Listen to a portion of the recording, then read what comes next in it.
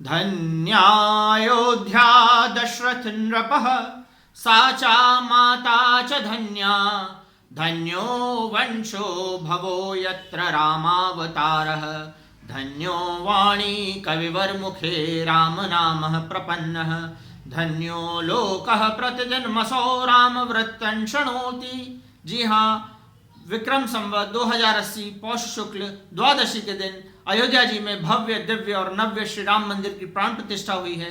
तब यह श्लोक राम रक्षा स्तोत्र का अंतिम श्लोक मुझे याद आ रहा है, जो हमारे गुरुदेव परमहंस स्वामी सत्यमित्रानंद गिरि जी महाराज ने हम सभी साधकों को याद कराया था। जी हाँ, यह श्लोक बताता है कि वह अयोध्यापुरी धन्य है जहाँ भगवान श्री राम का अवतरण हुआ। वे पिता दशरथ धन्य हैं, वे माता कौशल्या धन्य हैं, वह रघुवंश धन्य है जहां भगवान राम का अवतरण हुआ।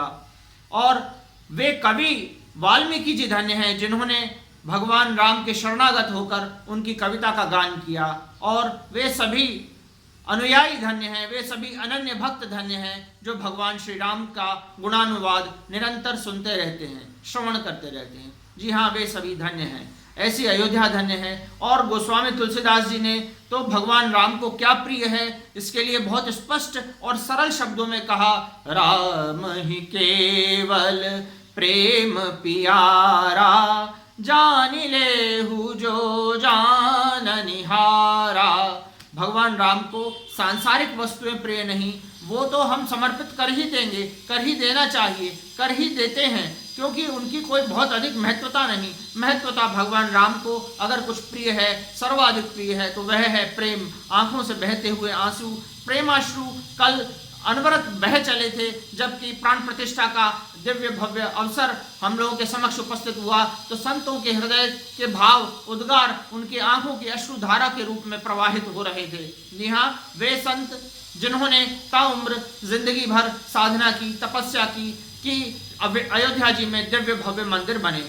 कोई जना ये ना सोच ले कि किसी एक व्यक्ति के परिणाम स्वरूप यह प्राप्त हुआ है। जी हाँ, हमारे गुरुदेव सदैव कहते रहे हैं कि भगवान या ईश्वर या भगवान राम तत्व रूप से विद्यमान है। वह तत्व है, कोई व्यक्ति विशेष नहीं, तत्व है। और समस्त तत्व ने, अस्तित्व ने जब यह साधना की, यह तपश्चर्या करी, और उसी का परिणाम यह प्राप्त होता है कि अयोध्या जी में दिव्य भव्य और नव्य श्री राम मंदिर हम सबको मिला, प्राप्त हुआ। 500 साढ़े 500 वर्षों की साधना का यह परिणाम है। और हम इस अवसर पर बहुत बड़े बड़े भाषण हम लोगों को सुनने को मिले। मुझे याद आते हैं निदा फाजली साहब का शेर, जो वो कहते हैं, मुंह की बात सुने हर कोई, दिल के दर्द को जाने कौन, आवाजों के बाजारों में खामोशी पहचाने कौन। मुंह की बात सुने हर कोई, दिल के दर्द को जाने कौन। जी हाँ, अयोध्या जी में जब भव्य मंदिर बना है तब आप सबकी जानकारी में यह होना चाहिए कि वे तपस्वी जो जीवन पर्यंत इस अभियान के पीछे रहे, इस आंदोलन के पीछे रहे, जिससे यह परिणति में प्राप्त हो सका हमको मंदिर, वह आज इस संसार में बहुत से लोग नहीं हैं। बहुत से साधुजन, बहुत से संतजन, बहुत से महात्मागण इस संसार में नहीं हैं।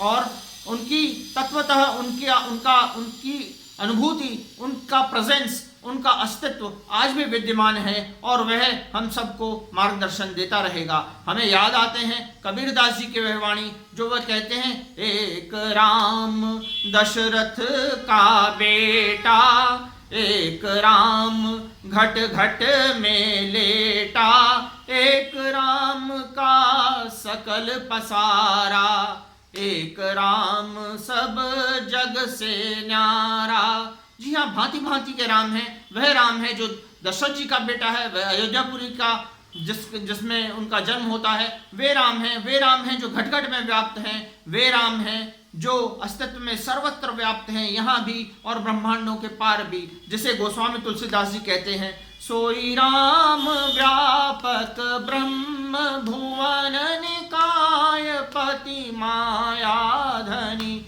प्रगटे अपने भगत हित, निज तंत्र नित रघुकुल मणि। इसमें ऐसे ऐसे साधक हैं, ऐसे ऐसे तपस्वी हैं, ऐसे ऐसी अनवरत साधना करने वाले लोग हैं, उनके मैं क्या उदाहरण दूं। उसमें से एक आध का उदाहरण आप सबकी जानकारी के लिए बताता हूं। कुछ लोगों की साधनाओं के को बहुत प्रदर्शित किया जा रहा है, बताया जा रहा है कि इस तरह से ऐसा घटना घटित हुआ, परंतु ऐसा नहीं। आप लोग जानते हैं राम रक्षा स्तोत्र एक भगवान राम का दिव्य स्तोत्र है।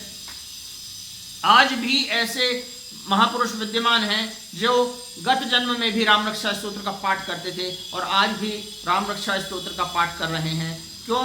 क्योंकि अनवरत रूप से की गई साधना का परिणाम हम लोगों को प्राप्त हो, और वह हमें प्राप्त हुआ श्री राम मंदिर के रूप में।